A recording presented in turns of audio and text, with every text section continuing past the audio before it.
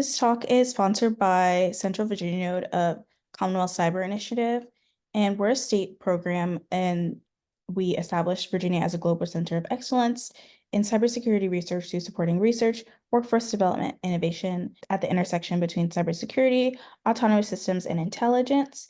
And each year, CCI and CVN sponsor research and experiential learning projects.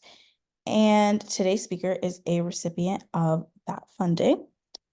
So today we're excited to welcome Jundong Li, Dr. Jundong Li, assistant professor in the Department of Electrical and Computer Engineering at UVA, and he has a joint appointment in the Department of Computer Science and the School of Data Science.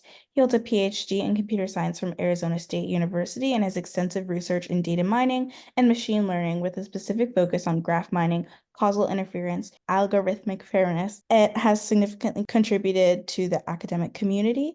His remarkable achievements include over 100 publications in high-impact venues and awards such as SIGKDD 2022, Best Research Paper, NSF Career Award, and multiple faculty research awards from esteemed organizations like JP Morgan and Cisco, and they reflect his dedication to advancing knowledge in his field. Today, we have the privilege of hearing Dr. Li speak on enhancing cyber-physical security of power grid with graph machine learning. His research project seeks to transform traditional approaches into adaptive intelligent systems, enhancing the reliability and resilience of power grids. So I will let you take it away. Okay. Thank you, Sarah. So I'll get started. Okay. Thank you again for the invitation. So I'm very glad to be here today to give this virtual talk to discuss about our ongoing research project that is funded by the CCI Central Virginia Node. So this particular project is about how to enhance the cyber physical security of power grid with graph machine learning techniques. So we can see that the power grid is a highly complex cyber-physical system that consists of a physical power system infrastructure and a cyber communication network, right? So here are some essential components in a power grid, right? Such as power generation plants, transmission lines, distribution systems, among others. So typically that for the operators of the power grid, so they have several critical goals, especially that when they want to do some power planning, okay? So one key objective is to ensure a reliable and uninterrupted supply of electricity to meet the current and future demand. So this involves multiple important tasks, such as forecasting the demand, scheduling the generation, and balancing the supply and demand in real time. And in addition to that, the operators may also want to maintain the power grid's stability and resilience against some physical and cyber threats, ensuring that the infrastructure can withstand and quickly recover from disruptions. So this figure actually shows a detailed illustration about how a power grid typically looks like, right? So here we can consider the power grid systems as a very complex graph or complex network, right? So we can see that in this graph, so typically that the power grid often involves many different entities, right? Such as the power stations, state-up substations, industry and commercial customers, right, and others. And we also have different kinds of connections to connect these different entities, right? So for example, we have the communication channels. We also have the electrical transmission lines, okay? So in order to provide a better power planning for the operators of the power system, right? So a very important problem here is the state estimation problem.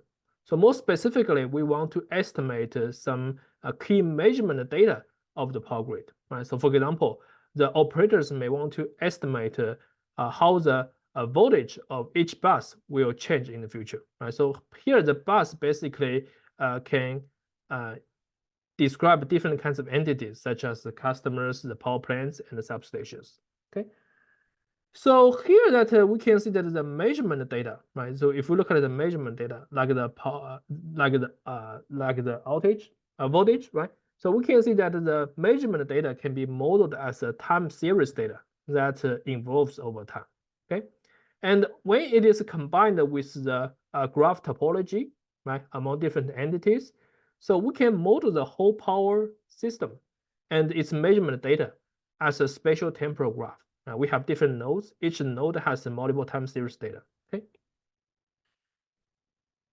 So we can see that the power grid has become more and more important in recent years, right? So this figure actually shows the global power grid market size. We can see that the market size was valued around 9.2 billion US dollars by 2022. Okay, so this number actually is expected to hit around 18.18 billion US dollars by 2032. Okay, so if we look at the growth rate, so the annual growth rate is around 7.1%. Right, so the market size is expanding a lot. So despite the importance of the power grid, it should be noted that the power systems typically they are very vulnerable to an adversary environment with cyber attacks that are purposed to disrupt the normal operations. Okay, so here I show an example, right? So in this example, suppose we have an adversary attacker who want to change the measurement data of the buses in the power system, right? Through some remote control strategies, right? So being unaware of the malicious data, the power grid operators may want to take some actions according to the false measurement data, right? So the data has been perturbed and the power grid operators may make some decisions based on the false measurement data. And these kind of decisions consequently may disrupt the power system operation, right? And in some cases, that these false operations may also lead to some catastrophic effects to different stakeholders, like different individuals, households, and even the whole society. So here are two concrete examples, right? So in the first figure, we can see that if the adversary attacker changes the measurement data by perturbing it a little bit higher, it will make the operators believe that the current node seems to be higher than expected. And then they will forcibly reduce the power supply, which will eventually lead to the power outage problem. And in another case, if the adversary attacker perturbs the measurement data a little bit lower, then the operators will think that the current node seems to be lower than expected, right?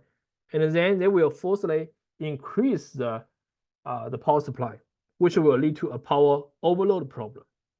Okay. So let's look at some real-world serious consequences about the cyber attacks to the whole society. Right. So here I show three different examples that happened in different places. Right. So in the first example, it happened in November 2021. Right. So in this example, almost 3 million homes actually lost power when a major Australian energy network was hit by a cyber attack. And in the second example, in 2015, that happened in Ukraine. So the hackers actually penetrated the computer system of a company that operated the nuclear power station in Ukraine. And it affects over 230,000 people. And the last one is a case that happened in the United States, in California, right? So through these examples, we can see that the security of power grid in this highly adversarial environment has become a very critical concern. And therefore that it is very important to derive some effective solutions to detect the cyber attacks at an early stage. And then we can further mitigate their negative impacts to different households, different people, and the whole society. So more specifically, that our goal in this particular project is what we want to develop some advanced machine learning techniques to detect these cyber attacks at an early stage. Okay, so here is an illustration. I suppose we have a power grid system that can be modeled as a spatial temporal graph, right? So let's say for some buses in the power grid, right? So if we look at the measurement data, right? So we can see that the measurement data has been attacked, okay, at different timestamps. So for example, the data has been perturbed by the cyber attackers at the timestamp T1 and T2. Okay, and our goal here is that we want to develop automatic algorithms, right? That can help us to decide whether the whole power system at a particular time point has been attacked or not.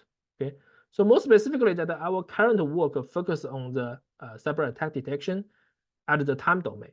Okay, in the future, we may also want to look at where the cyber attacks happened at the bus level. Okay, so this could be some future work we will plan to do. So let's look at some traditional approaches that can tackle this kind of problem, right? So many traditional approaches are based on the so-called state estimation, right? So for example, we have the measurement data of different buses that can be modeled as time series, right? So what they want to do here is that they want to develop some strategies to estimate the measurement data in the future, okay?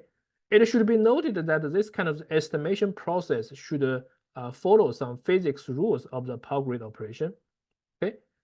And then they want to look at the discrepancy between the true value or the actual value of the measurement data and the estimated measurement data, okay?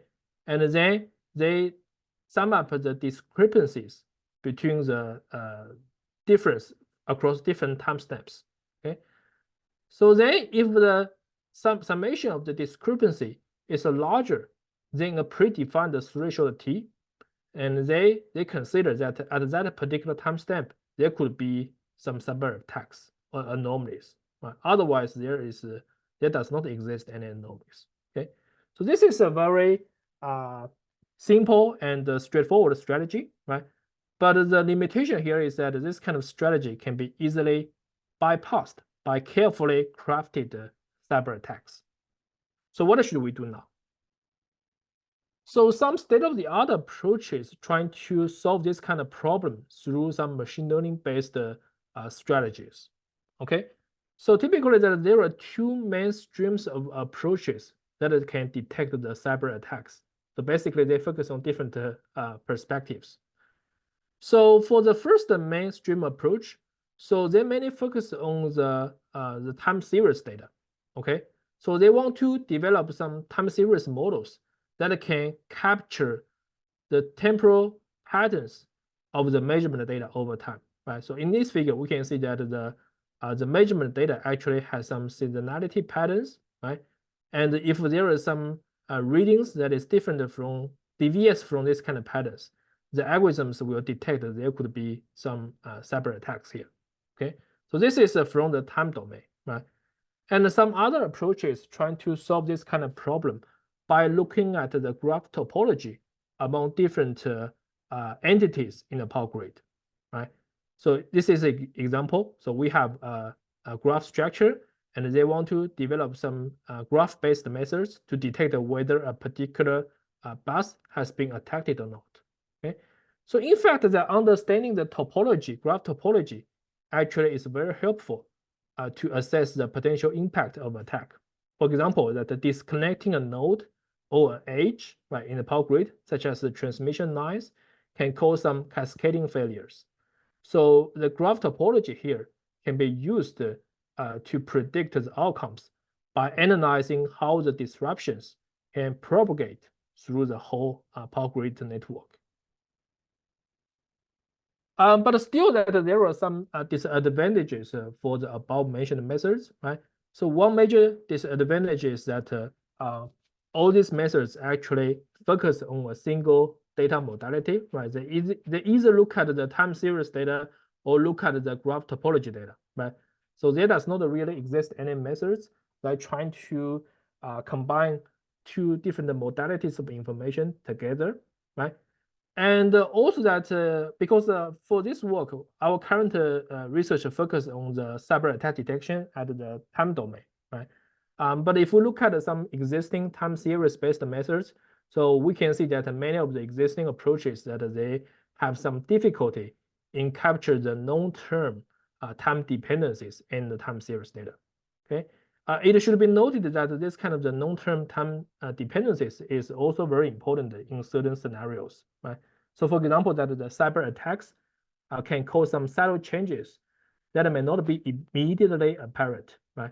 So the long-term time dependencies will allow the detection of the cyber attacks over some extended periods, so which may not be easily detectable over some shorter time frames.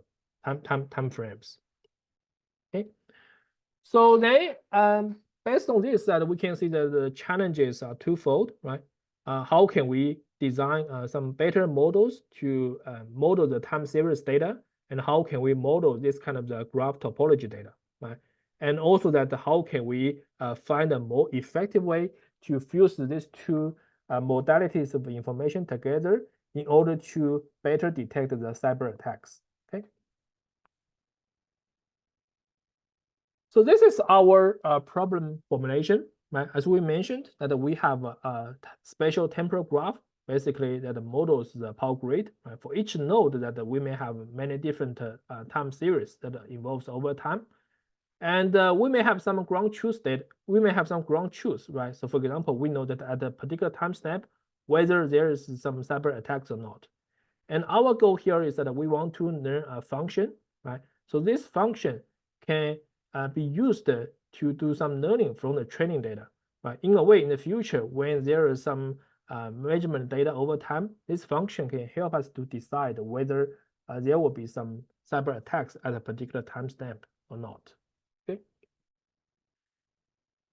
So this is our current approach to tackle this kind of problem. So the method itself is quite simple and straightforward, but we find that it works pretty well on both synthetic and real-world data sets. And also that currently we are also trying to refining the model, trying to achieve a better detection performance. But I just want to share what we have done so far. So as we mentioned, right, we have the time series data over time. So the first component is a backbone model that can model the time series or the temporal data, right? So more specifically, that after this module, we will learn some representations or the embeddings. Basic embeddings is a vector that can capture the information of the time series data at a particular timestamp. Okay, and then we fit the immediate representations to some backbone models that can handle the spatial or the graph data, right? So in a way that we're trying to capture the spatial dependencies or the connections between different entities in a power grid, right? So the final representation basically will be aggregated together to detect whether there will be some cyber attacks or not. Okay, so let's look at these two essential components. So the first component is about the backbone model for the temporal data. So more specifically, that to model the temporal data, we choose to use the very popular deep learning method called the non-short-term memory, LSTM.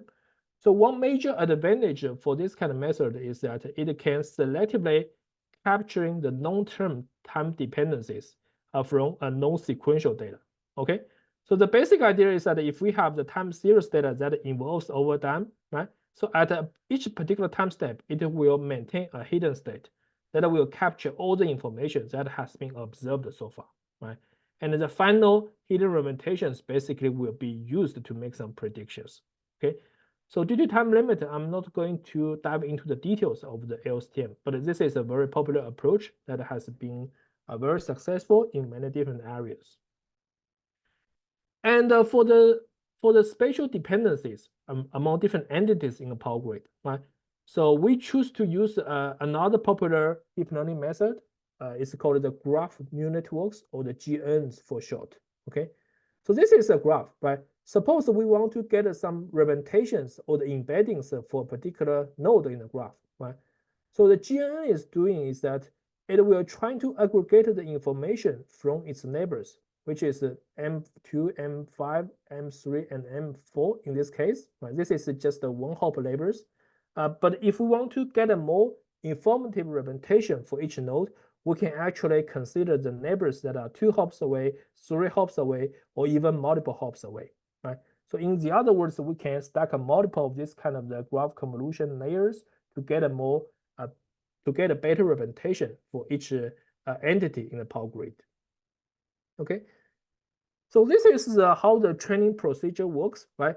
After we get the final representation for each bus in the power grid, right, we will feed it into a pooling function, trying to aggregate their representations together. And we also know that we have some ground truth information about whether there is some cyber attacks at a particular timestamp or not, right? If there is some cyber attack, the ground truth label is 1, otherwise it's 0, right? So then we can design some loss function, right? And then we're trying to use some stochastic gradient descent method, trying to optimize this loss function in a way that we can minimize loss function, and then we can learn the model parameters, right? So learn the model parameters in the future can help us to decide whether there's some cyber attacks or not. Okay. So let's jump into some evaluations. Okay. So this is a data set about, this is a synthetic data set. Okay. So here that we adopt a commonly used approach in these 2 references to generate some pseudo data, right? So we make use of the data from 2 different resources. So the first one is called the ER called power node. So this is a data source that contains the temporal power load information. Okay. And then we also look at another data source. It's about the IEEE bus 14. It has 14 buses. Basically, we have the connections among these different buses, right? So this is I'm trying to mimic what the real world power grid looks like, right? So we also have different kinds of measurement data here, such as the active power and the reactive power, right? So based on these 2 data, basically we're trying to combine them together to generate some pseudo data.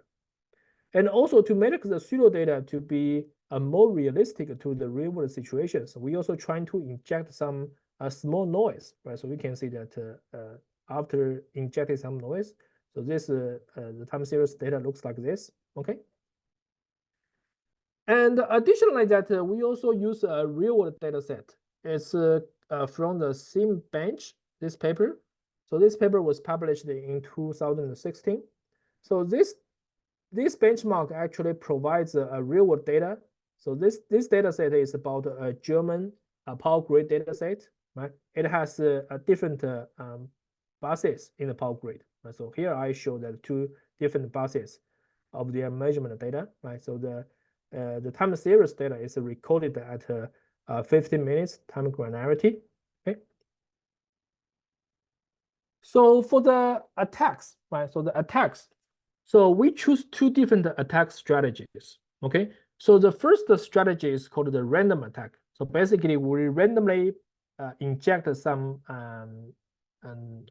noise to the time series data to mimic some real world situations. Okay.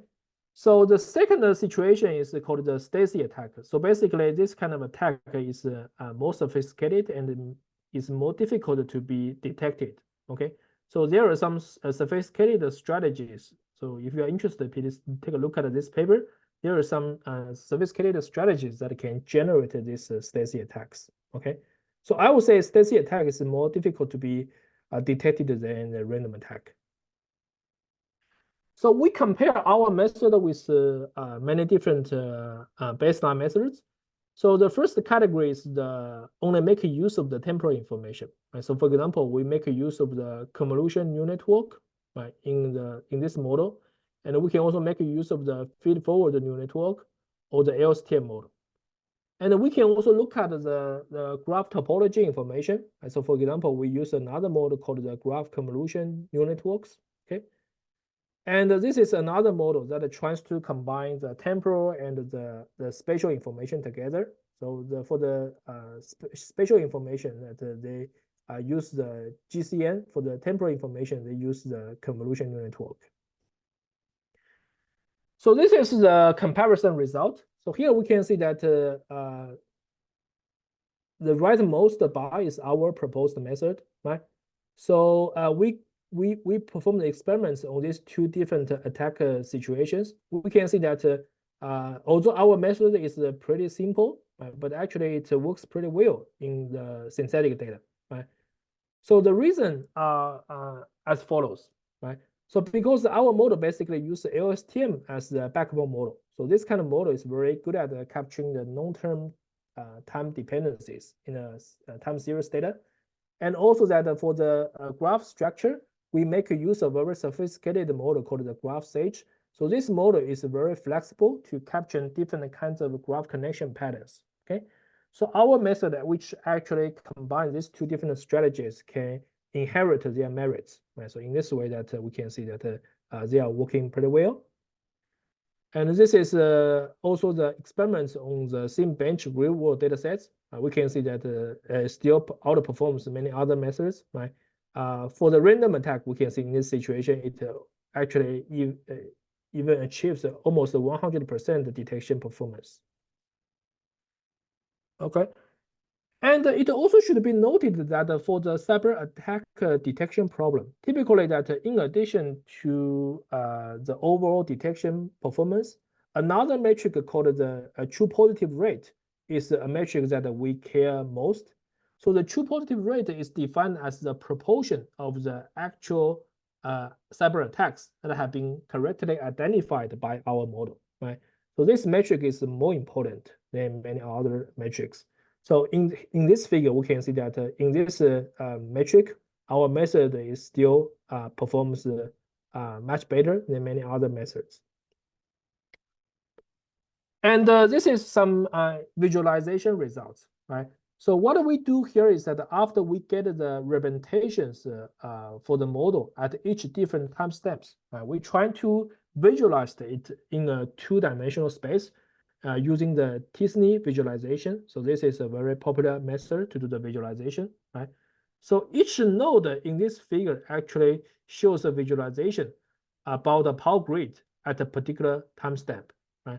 So here we can see that the red dots basically denotes the timestamps that have been attacked, right? For the blue nodes basically denote the normal timestamps, right? So we can see that in this figure, our observation here is that the most power grid snapshot embeddings after attacked are quite separated from other normal embeddings, right?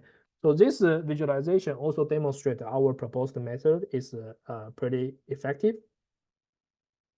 Okay, so so let's also discuss about some future directions we'll plan to pursue. So in addition to achieve good detection performance of the cyber attacks, we also care about the explainability of the cyber attacks in the power grid, right? Because that for the operators and the stakeholders, right? So eventually that they need to trust the detection algorithms, right?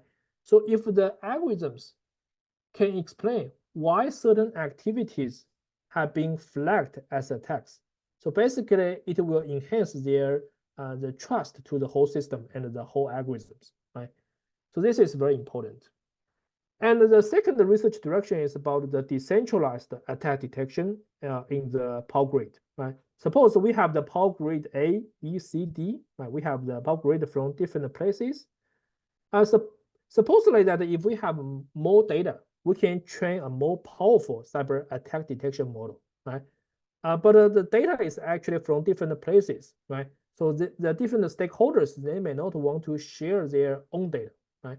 So in the other words, that due to the privacy concerns, that how can we leverage the power of different data from different places to train a centralized model is a very challenging problem.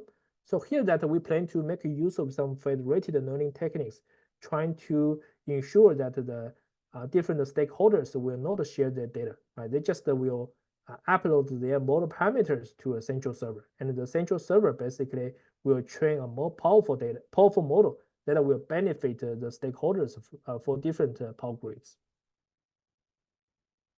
And additionally, that because the size of the power grid has becoming larger and larger, right? So therefore, that it's also very important to improve the scalability of the detection algorithms. And meanwhile, that we also want to ensure that the detection algorithms has a higher time efficiency, right? And at last, it's really about the cyber attack, but it's also very important problem in the power grid managing and operation. So it's about the how can we allocate the resource fairly to different communities, right? For people with different gender, different age, and different incomes, right, to ensure that the people from different places, they will get equal amount of resources. Okay. So the takeaway for my today's talk, right? So basically, we focus on the cyber attack detection problem in the power grid, right?